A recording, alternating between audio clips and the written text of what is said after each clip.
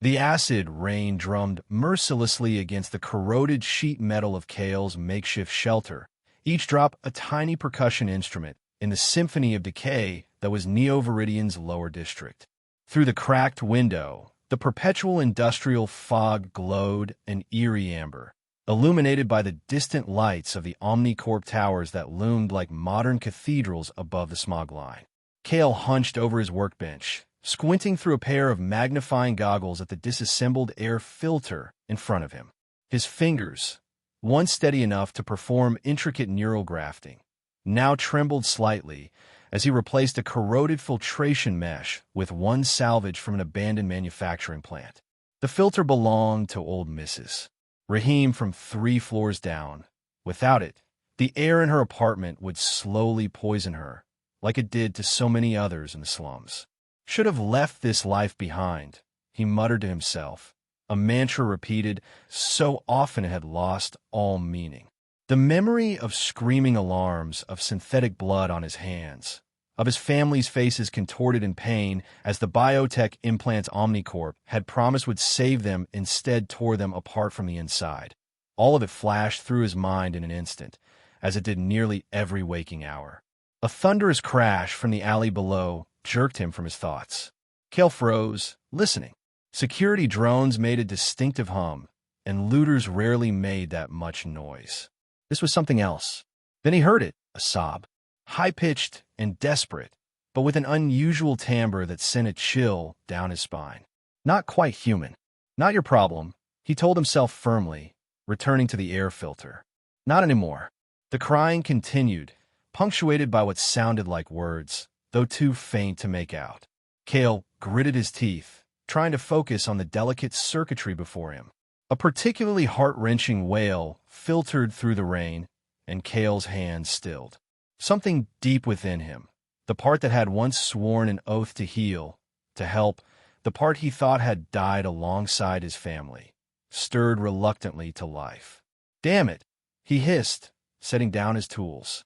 He grabbed his tattered rain poncho and an old shock prod he kept for protection, then slipped out into the corridor. The lower levels of Neo-Viridian existed in a perpetual twilight. Failing power nodes provided just enough electricity to cast everything in a sickly blue glow. The elevator had stopped working years ago, so Kale took the emergency stairs, the metal steps slick with condensation. The rain hit him like tiny needles as he stepped outside, its acidity burning slightly on contact with exposed skin. He pulled his hood lower and navigated the narrow passage between crumbling concrete structures, following the sounds of distress. In a recessed doorway, partially sheltered from the downpour, he found them. A small figure crouched over a larger one that lay convulsing on the wet ground. Even in the dim light, Kale could see that neither was human. The smaller one, a child, he realized, had delicate blue-green skin that seemed to shimmer with faint bioluminescent patterns. Large, silver eyes dominated a face that was almost, but not quite, human in proportion. The child looked up at Kale's approach, revealing tear streaks that glowed faintly against its cheeks. "Please," it whispered in halting common speech. "Fix, Mom." She won't stop. Shaking. The figure on the ground, the mother, was clearly of the same species, but her bioluminescent patterns were chaotic, flaring, and dimming erratically. Her entire body trembled violently, limbs jerking in unnatural directions, eyes rolling back to show only silver. Kale's medical training kicked in automatically. He crouched beside them, keeping his movements slow and non-threatening. "I'm Kale," he said softly. "What's your name?" "Lyra," the child responded, clutching her mother's spasming hand. "Mother is Elara." Kale performed a quick visual assessment. Elara's skin was hot to the touch, the tremors coming in waves that seemed to coincide with the flaring of her bioluminescence. This wasn't any human condition he recognized, but the neural disruption pattern reminded him disturbingly of failed tech integration, something he had seen too many times at Omnicorp. A security drone buzzed in the distance, its searchlight cutting through the rain. Looking at the alien pair, Kale made a decision that would change everything. "Lyra, I might be able to help your mother, but we need to go somewhere safe. Will you trust me? The child looked at her convulsing mother, then back at Kale with those enormous silver eyes. She nodded once. Kale carefully gathered Alara into his arms. She was surprisingly light, as if her bones were hollow, but her spasms made her difficult to control. Lyra stayed close, one small hand clutching the edge of Kale's poncho as they slipped through back alleys and maintenance tunnels, avoiding the regular patrol. Routes that Kale had memorized years ago as a matter of survival. By the time they reached his underground apartment, converted from an old maintenance hub between levels 23 and 24, Kale was drenched and exhausted. Alara's condition hadn't improved. If anything, the tremors seemed worse, more violent. He laid her on his narrow bed, quickly clearing away the clutter of electronic parts and tools that perpetually covered its surface. Lyra hovered nearby, her luminescence dimmed with worry. Has she been like this long? Kale asked, rummaging through a cabinet for his makeshift medical kit. 3 cycles, Lyra said, which Kale interpreted to mean 3 days. Since we escaped, Kale paused, an ancient medical scanner in his hand. Escape from where? Lyra's gaze dropped to the floor. The D place, where they hurt Mother. A chill ran down Kale's spine as he powered up the scanner. The reading it gave made no sense. Alara's neural activity was off the charts, her cellular energy production surging and crashing in waves that corresponded with her tremors. I need to stabilize her, he murmured, more to himself than to Lyra. He prepared a mild sedative, one he hoped wouldn't interact badly with her alien physiology, and administered it through a patch on her neck, where the skin seemed thinnest. As he worked to make Alara comfortable, rigging up a heating element to combat her dropping core temperature and in 4 of basic electrolytes, Kale spoke softly to Lyra, trying to gain her trust. You're kind. I've never seen anyone like you in Neo-Viridian before. Xylosion, Lyra supplied, watching his every move with careful attention. Few here. Hidden. Kale nodded, not pressing. The patterns on your skin, they're beautiful. Are they always glowing? Lifeline, Lyra said, touching one of the swirling patterns on her forearm. Shows health. Mother's broken now. Alara's tremors had subsided slightly with the sedative, but her skin still flickered erratically, the patterns disrupted and jagged compared to the harmonious swirls on her daughter. As the night deepened, Kale continued to monitor Alara while trying to make Lyra comfortable. He found some nutrient paste that the child cautiously accepted and arranged a sleeping area from spare blankets. Exhausted from fear and flight, Lyra eventually drifted to sleep beside her mother's bed, one small hand still touching Alara's arm. Only then did Kale allow himself to slump into his work chair, the enormity of what he'd done sinking in. He brought non-humans, clearly escapees, possibly from Omnicorp itself, into his home. If they were discovered, it would mean death for all of them. Omnicorp didn't tolerate interference with its property. Yet as he watched the small alien child curled protectively near her mother, Kale felt something he hadn't in years. Purpose. And with it came the whisper of a painful question. Could he succeed in saving this family where he had failed to save his own? The next 3 days established a tentative routine. Kale would tend to Alara, whose condition stabilized but didn't improve. The violent tremors would periodically subside into a persistent trembling, only to resurge hours later. During the calmer periods, he would try to coax more information from Lyra, whose common speech improved noticeably each day. On the 4th day, as Kale was adjusting the mixture of nutrients he'd been feeding Alara intravenously, Lyra finally opened up. Mother was taken first, she said, perched on a stool Kale had modified for her smaller frame. 6 cycles of seasons ago. 2 years. Kale clarified, and Lyra nodded. They found her studying plants at the edge places. She is plant talker. Lyra's face brightened momentarily. On Xylos, she made the great gardens sing. Plant talker, Kale repeated thoughtfully. She can communicate with plants? More, Lyra said, her small hands moving expressively. Share with them. Join with them. Help them grow. Learn from them. All Xylosians can feel plants, but Mother is special. Kale glanced at Alara, noting how, even in her distressed state, the few withered plants he kept in his apartment seemed to lean slightly toward her. An Omnicorp found out about this ability. Lyra's luminescence dimmed. They took her to Deep Place. Undercity. Did things. Her voice dropped to a whisper. Put metal inside her. Make her connect to their dead plants. Dead plants? Kale asked gently. Not real plants. Made plants. They want a mother to talk to them, make them grow, but they're not alive like real plants. They heard her. Synthetic botanical engineering. Kale had heard rumors of Omnicorp's massive, subterranean facilities dedicated to creating genetically modified plant species that could survive in Neo-Viridian's toxic environment. If they had found a species that could naturally communicate with plant life. How did you end up there? He asked. Lyra's eyes clouded. They took me. After. Said mother needed. Incentive.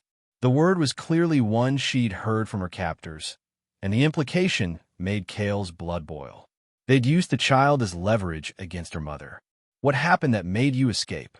Bad thing, Lyra said, trembling slightly at the memory.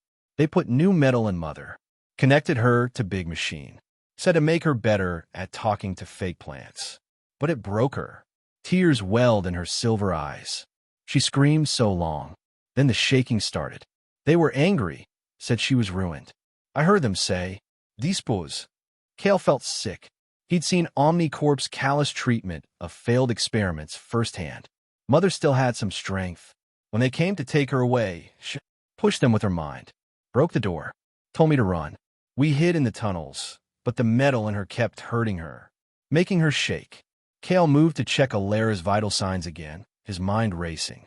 As he leaned over her, he noticed something he'd missed before, a small, almost invisible scar behind her ear. He looked closer, using a magnifier from his toolkit.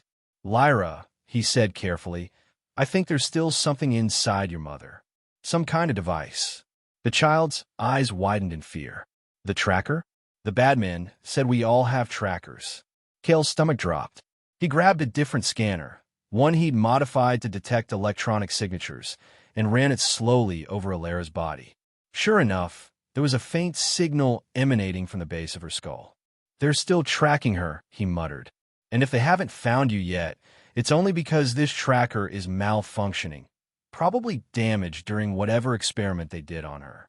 Lyra clutched her mother's hand desperately. Can you remove it? Kale shook his head slowly. Not with what I have here. And I think it's more than just a tracker. From what you've described and what I'm seeing in these scans, they've implanted some kind of neural interface designed to amplify her abilities. It's malfunctioning, sending random impulses through her nervous system. That's what's causing the tremors. Then make it stop, Lyra pleaded, her lifeline flickering with distress. I'll need equipment I don't have, Kale explained, his mind already cataloging possibilities. And I'll need to know exactly what we're dealing with. Omnicorp uses dozens of different neural interface designs. He made a decision then, one that sent ice through his veins. I'm going to have to break into an Omnicorp facility. Lyra's eyes grew impossibly wider. They will hurt you. Maybe, Kale admitted. But there's an abandoned research outpost on the edge of the slums. It was decommissioned after an industrial accident 2 years ago, officially at least. In reality, I think Omnicorp just moved those operations deeper underground after protesters discovered what they were doing there. Kale moved to a hidden compartment beneath his workbench and extracted a worn data tablet. If that outpost used the same tech they put in your mother, I might find a calibration device there, or at least enough information to build one. As he spoke, Alara's tremors suddenly intensified.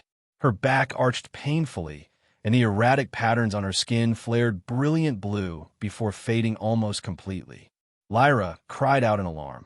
Kale rushed to stabilize her, administering another dose of sedative.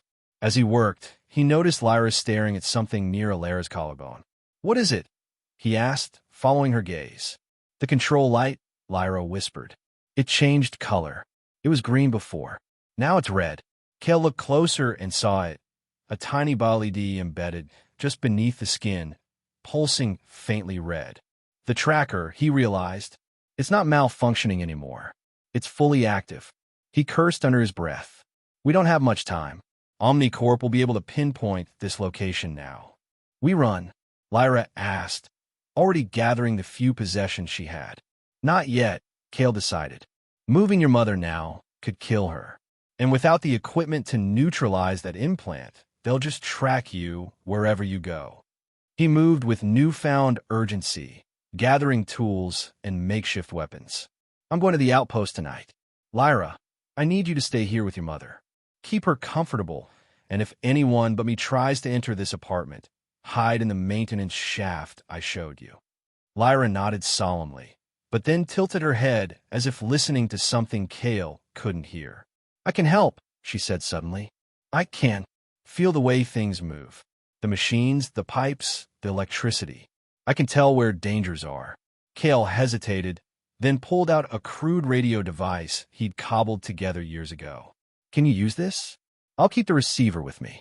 Lyra took the device, her fingers trailing over its components. To Kale's surprise, the lifeline patterns on her fingers seemed to sync briefly with the electrical patterns in the circuitry. Yes, she said with certainty. I can speak to you through this. As Kale prepared to leave, Illyra suddenly stirred, her eyes fluttering open with surprising lucidity. She reached out a trembling hand, grasping Kale's wrist with surprising strength. When she spoke, her voice was like wind through leaves. Careful, she whispered. They never truly abandon anything valuable. Her eyes closed again as another wave of tremors took hold, but her warning had been clear. The outpost might not be as abandoned as Omnicorp wanted people to believe. Kale set out as Neo-Viridian's artificial night cycle deepened, the omnipresent fog taking on a thick, black quality that offered some cover.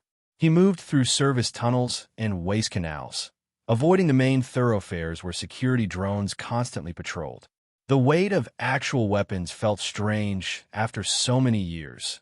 An electromagnetic pulse gun he'd reconstructed from scrap security drones, smoke grenades made from industrial chemicals, and tools that could double as weapons in a pinch. The old outpost loomed at the very edge of the industrial sector, a brutalist concrete structure half reclaimed by the toxic environment. Warning signs and holographic barriers proclaimed it condemned and hazardous, which Kale knew was Omnicorp's standard way of ensuring privacy. Lyra, he whispered into his radio as he surveyed the building from the shadows. Can you hear me? The response came with surprising clarity. Yes, I feel many sleeping machines around you. Can you tell if any are active? Any signs of security systems? There was a pause, then upper levels dead. Lower levels, some buzz, like sleeping bugs about to wake. Be careful of the west side. Many metal eyes there. Surveillance cameras. Kale interpreted and adjusted his approach accordingly. He circled to the east side, where acid rain had eroded part of the outer wall, creating a possible entry point. As he climbed through the corroded opening, the familiar sterile smell of an Omnicorp facility hit him like a physical blow, bringing unwanted memories crashing back. The stark white corridors, now stained with rust and mold. The emergency lighting casting long shadows. The subtle hum of technology that never fully powered down. I'm inside, he whispered to Lyra. How's your mother? Sleeping now. The shaking is less. Good. Keep talking to me. Your sense of the electronics might save my life in here. Kale made his way deeper into the facility, following signs toward what had once been the main research wing. Many doors were sealed. Others hung open to reveal emptied laboratories. Omnicorp had clearly removed most of their equipment when they relocated, but Kale hoped they had overlooked something useful. They often abandoned outdated tech. Left tunnel feels warmer, Lyra's voice crackled. Electricity still flows there. Kale took the left fork in the corridor, moving with increasing caution. If power was still actively flowing to this section, it might not be as abandoned as the rest. He found what he was looking for in a sub-basement level, a neural calibration laboratory. While most of the expensive equipment had been removed, the room still contained diagnostic tools and, crucially, archived data storage. Jackpot, Kale muttered, quickly connecting his tablet to the facility's local network node. He began downloading schematics for neural interface systems, searching specifically for anything related to biological amplification. "Someone's coming," Lyra suddenly hissed through the radio. Metal footsteps. Many. Cale froze, straining to hear. Nothing yet, but Lyra's sensitivity to electronic systems had proven reliable. Where? How close? From above. Moving down. 2. No, 5 metal people. Security drones or actual personnel? Cale wondered, but it didn't matter. Either would be deadly. He worked faster, transferring critical files while scanning the room for anything he could physically take with him. In a storage cabinet, partially hidden behind discarded packaging materials, he found it. A neural calibration device, older model, but potentially compatible with what had been implanted in Alara. He grabbed it, disconnected his tablet, and headed for the exit. Too late. The sound of boots on metal stairs echoed down the corridor. "Hide," Lyra urged. Cale ducked into an adjacent storage room, pressing himself against the wall beside the door. Through a crack, he could see into the corridor as 5 figures descended the last flight of stairs. 4 standard Omnicorp security personnel in black tactical gear, armed with pulse rifles. But the 5th made Cale's blood run cold. A tall, lean man in a gray Omnicorp executive uniform with commander insignia. His face was partially augmented with visible cybernetics that gave his left eye an unnaturally perfect appearance. "Life signs were detected in this sector 20 minutes ago," the commander was saying, his voice clinically precise.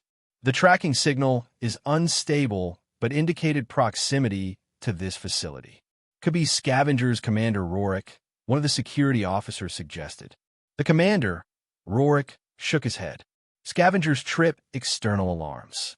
Whatever accessed our systems came in clean and knew exactly where to look." His augmented eye scanned the corridor methodically. "Spread out. Check every room. I want whatever data was accessed, and I want whoever took it."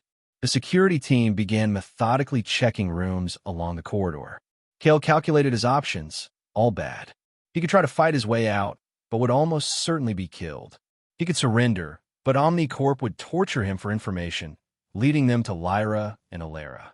As the footsteps drew closer to his hiding place, Cale noticed something, a maintenance shaft access panel near the floor, partially hidden by debris. If he could reach it without being detected. "Lyra," he whispered as quietly as possible. "The maintenance shaft in this room, where does it lead?" A brief pause. "Follows power lines. Up and east. Connects to waste processing 3 levels up." That could work. Waste processing would have external access points for waste removal. Cale began silently shifting toward the panel. Suddenly, the room's door slid open. A security officer stepped in, pulse rifle raised. Cale pressed himself flatter against the wall, barely breathing as the beam of the officer's helmet light swept the room. "Clear," the officer called, already turning to leave. Cale felt a moment of relief, then noticed his tablet had slipped partway out of his pocket, its edge now visible in the diminishing light from the officer's helmet. The officer paused, then turned back. "Wait, I've got something." Cale had no choice. He lunged forward, tackling the officer before he could raise the alarm. They crashed to the floor, Cale desperately trying to silence the man while reaching for his own EMP gun.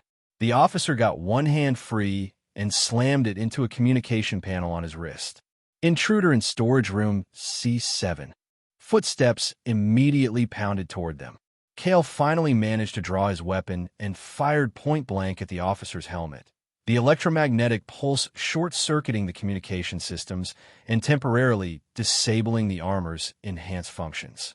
He shoved the stunned officer aside and bolted for the door, knowing stealth was no longer an option. In the corridor, he collided with another security officer, sending them both sprawling. Cale recovered first, firing his EMP gun down the hallway to disable the approaching officer's equipment, then sprinted toward stairs. Commander Rorik appeared at the top of the stairwell, his augmented eye gleaming coldly. "Stop right there," he ordered, drawing a sleek sidearm that Cale recognized as a military-grade neural disruptor, designed to incapacitate without killing, perfect for capturing someone for interrogation. Cale dove behind a support column as Rorik fired, the neural disruptor bolt singing the air where he had stood. He grabbed one of his smoke grenades, activated it, and tossed it up the stairs. Dense chemical smoke immediately billowed out, obscuring vision. "Lyra," Kale shouted into his radio, no longer concerned with being quiet. "I'm compromised. Is there another way out of this sublevel?" Through static, he heard, "Emergency, southwest corner. Shaft." Kale ran, ducking pulse rifle fire from the officers whose equipment hadn't been fully disabled by his EMP. He found the emergency evacuation shaft, a steep maintenance ladder leading upward through a narrow tube, and began to climb. Below him, he heard Rorik's voice, unervingly calm. "Seal all exits. Activate full facility surveillance. Whoever this is, they know about the Xylosian subject." Kale climbed faster, his lungs burning from exertion and traces of the smoke grenade. 2 levels up, he forced open an access hatch and rolled out into what had once been a decontamination chamber. His radio crackled. "Kale!" Lyra's voice was panicked. "Mother, something's happening." "What is it?" he gasped, moving toward what facility schematics indicated should be an emergency exit. "She's glowing very bright." The radio emitted a burst of static. Energy surge. Back in Kale's apartment, something extraordinary was happening. Alara's body had gone rigid, her bioluminescent patterns blazing so intensely they illuminated the entire room. Lyra stood frozen in awe and fear as her mother's eyes snapped open, glowing silver. For a moment that seemed to stretch into eternity, Alara's consciousness expanded outward, connecting with every electronic system in the vicinity. Through some combination of her Xylosian abilities and the malfunctioning neural implant, she had briefly gained access to Neo-Viridian's power grid.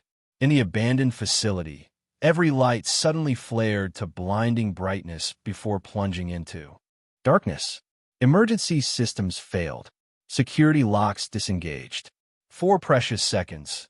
Every electronic system within a half-kilometer radius experienced a complete power surge followed by shutdown. Kale found himself in total darkness. His radio was dead, but so were the facility's security systems. He pulled a small chemical light from his pack, activated it, and moved quickly through the suddenly unlocked emergency exit. Behind him, he heard Rorik shouting orders, his voice now edged with rare frustration. "Backup generators. Get systems online now." Kale emerged into the toxic night air, rain still falling steadily. Without pausing to consider his extraordinary luck, he ran, clutching the neural calibration device and his tablet of stolen data. He took a circuitous route back to his apartment, paranoid about being followed despite the apparent electronic disruption. When he finally reached his door, he found it partially melted, as if subjected to intense heat. Inside, Lyra sat beside her mother, holding her hand. Alara was unconscious again, but the violent tremors had temporarily ceased, replaced by occasional gentle trembling. "What happened?" Kale asked, dropping his equipment and rushing to check Alara's vital signs. "Mother reached out," Lyra explained, her voice filled with wonder. "I felt her mind touch everything electronic. She was trying to help you." Kale stared at the unconscious Xylosian woman. "She created a power surge?" Remotely, Lyra nodded. "It hurt her, but she wanted to help you escape." Examining Alara, Kale noticed that the bio-LED tracker was now dark, fried in the surge, hopefully. But he also saw that the strain had taken its toll. Her life signs were weaker, her skin temperature dropping. "We need to move," he said grimly. "Even if they can't track her directly now, they know I came from this sector. They'll search building by building if they have to." "Mother is too weak to move," Lyra protested. "I know," Kale said, already gathering essential supplies. "But we don't have a choice. Omnicorp never gives up on valuable assets, and your mother's abilities are clearly even more remarkable than I thought." They spent the next hour preparing. Kale fashioned a travois from lightweight metal conduit and fabric to transport Alara. He packed medical supplies, food concentrates, the neural calibrator, and his most essential tools. Everything else, including the life he had built in this hidden corner of Neo-Viridian, he would have to leave behind. "Where will we go?" Lyra asked as she helped secure her mother to the improvised stretcher. Down first, Kale decided, through the lowest maintenance levels, where the security drones rarely patrol. Then east, toward the outer wall. Why east? Because that's where the green zones are supposed to be, Kale explained. Pockets of recovered land outside the city where plants grow without technological assistance. If your mother truly communicates with plants, it might be her best chance at recovery. Lyra's eyes widened. Real plants? Not made ones. So they say. Kale had never been to a green zone himself. They were the stuff of rumors and hope among Neo-Viridian's underclass. But he had seen enough smuggled footage to believe they existed. They slipped out as artificial dawn began to lighten the perpetual fog.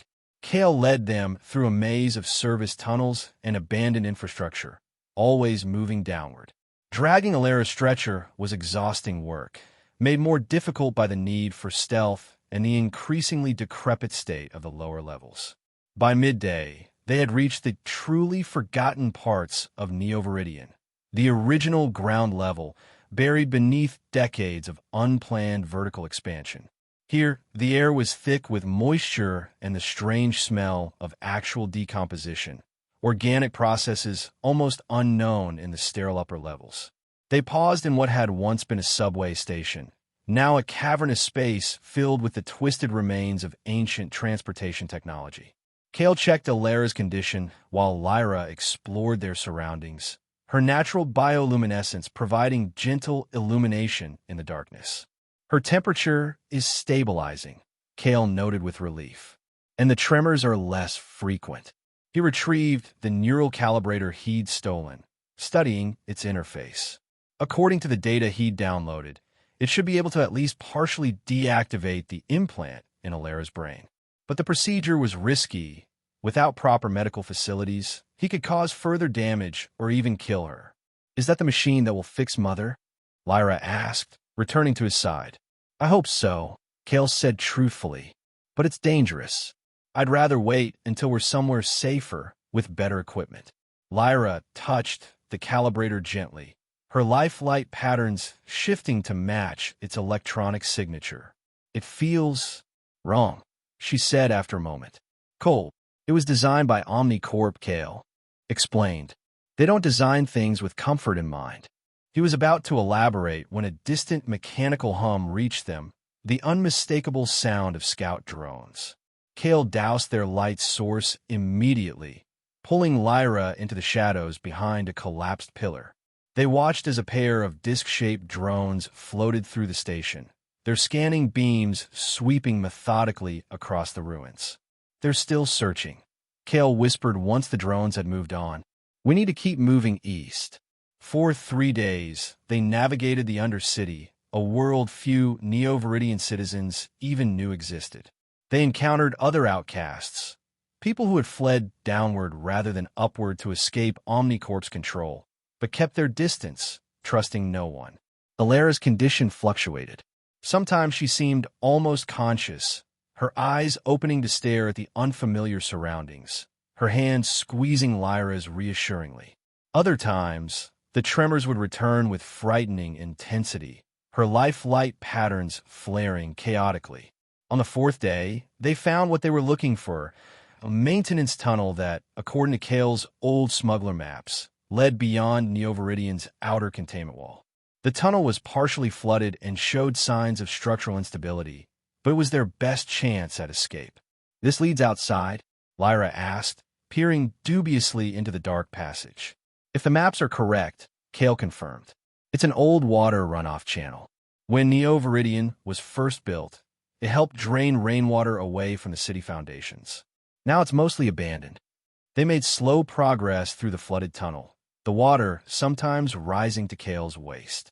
He kept Alara's stretcher elevated, worried about what the contaminated water might do to her already weakened system. Lyra, being smaller, sometimes had to ride on top of the stretcher alongside her mother. After what felt like hours, they reached a massive grate, the outer barrier between Neo-Viridian and the wastelands beyond. Years of corrosion had weakened several of the bars, which Kale was able to break using a pry bar from his pack. Almost there, he encouraged Lyra, who was shivering from cold and exhaustion. Just a little further. They squeezed through the opening and emerged onto unfamiliar terrain. The perpetual fog of Neo-Viridian gradually thinned, revealing a sky, actual sky, though still heavily clouded and gray.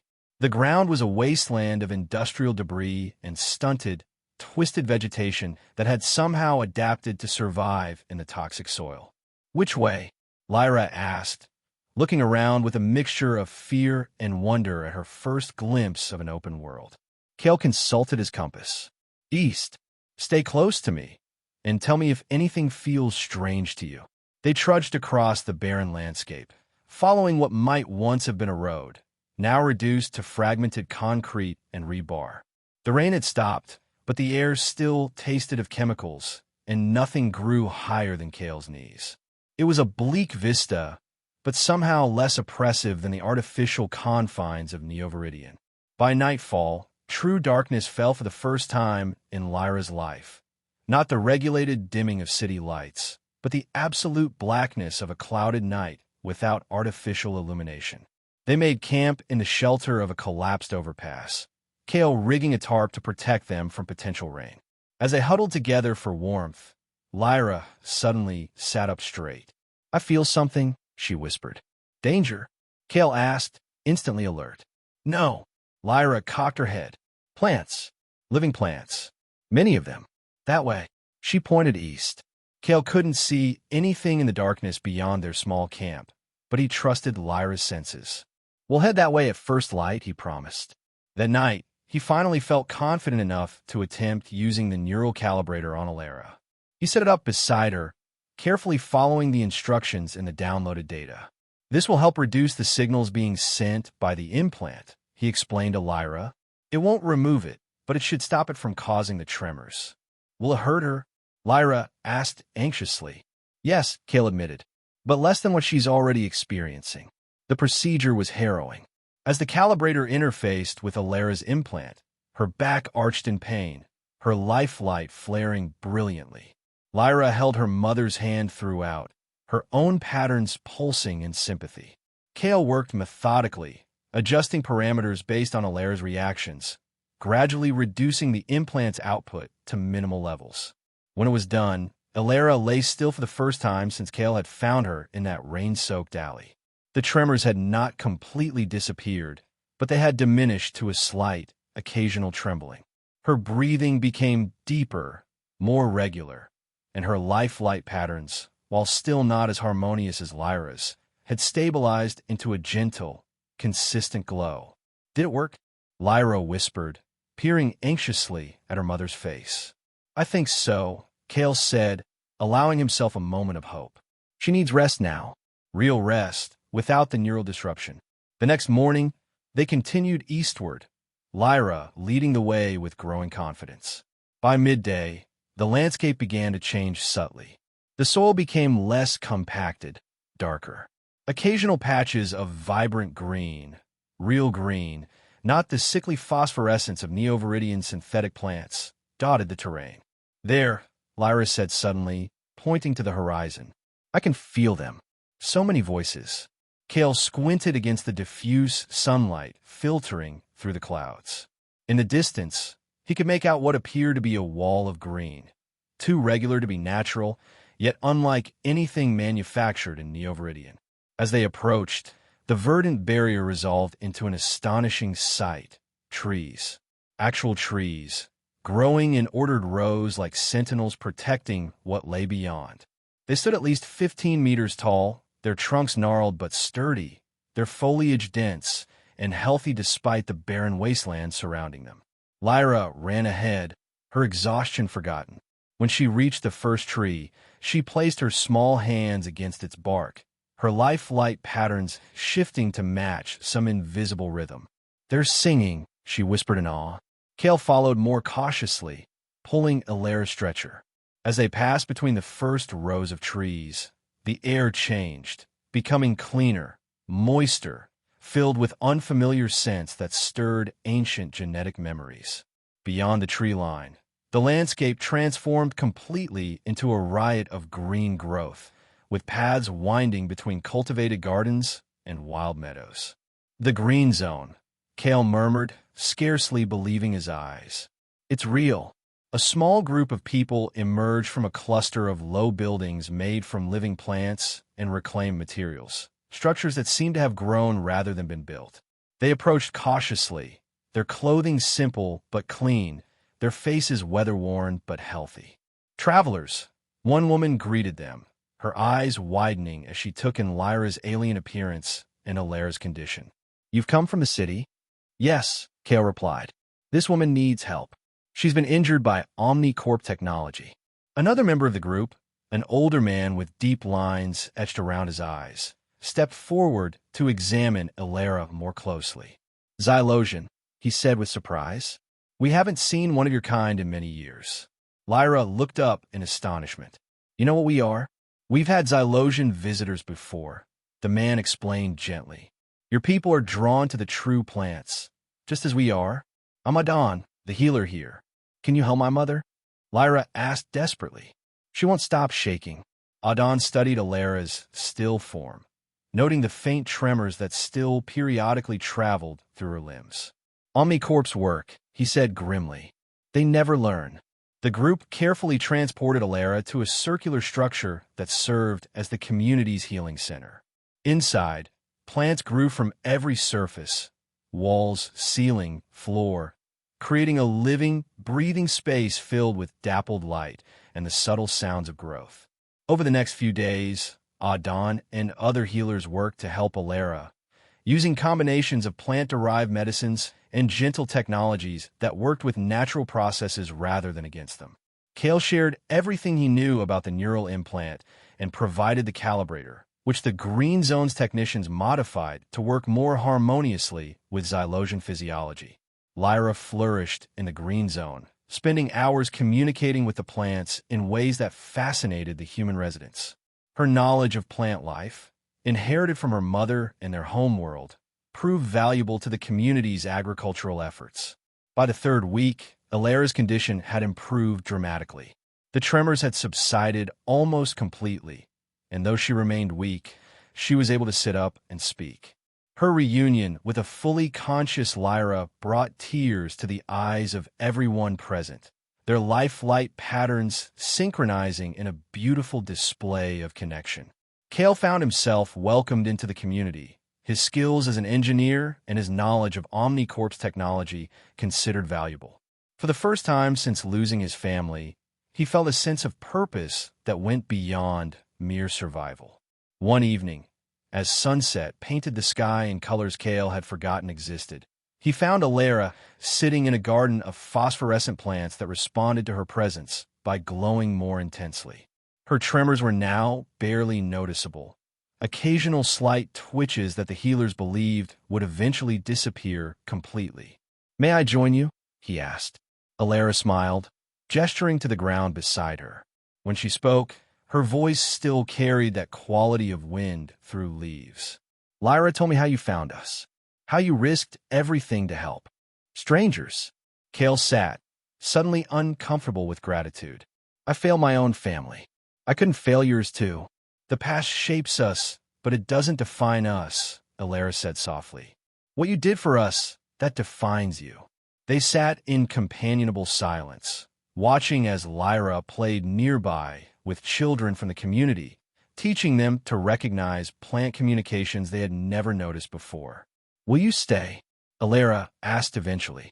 Kale considered the question. In the weeks since their arrival, he had occasionally thought about returning to Neo-Viridian, to warn others, perhaps, or to continue his small resistance against OmniCorp. But looking at the thriving community around him, at Lyra's joyful interactions, at Alara's gradually healing form, he found his answer. Yes, he said simply. I think I will. The threat of OmniCorp remained, a shadow on the horizon that might one day extend even to this haven of green life. But for now, in this place of healing and growth, Kale had found something he thought lost forever, a home, a purpose, and people who needed him as much as he needed them. As darkness fell fully, the bioluminescent garden around them glowed with gentle blue-green light, remarkably similar to the patterns on Xylosion's skin. Alara reached out with a still slightly trembling hand and touched a nearby plant. In response, the entire garden seemed to pulse once, as if breathing in unison. "We heal each other," she said, looking at Kale with those silver eyes that had once been clouded with pain but now shone clear and bright. Plants, xylosians, humans were meant to exist together. Kale thought about the sterile, isolated existence he had led in Neo-Viridian and compared it to the interconnected life of the Green Zone. "I think you're right," he said. In the distance, Lyra laughed, the sound carrying clearly through the clean air. Alara smiled at the sound, and even Kale felt something within him lighten. They had done more than fix Alara's tremors. Somehow, in helping each other, they had begun to fix themselves.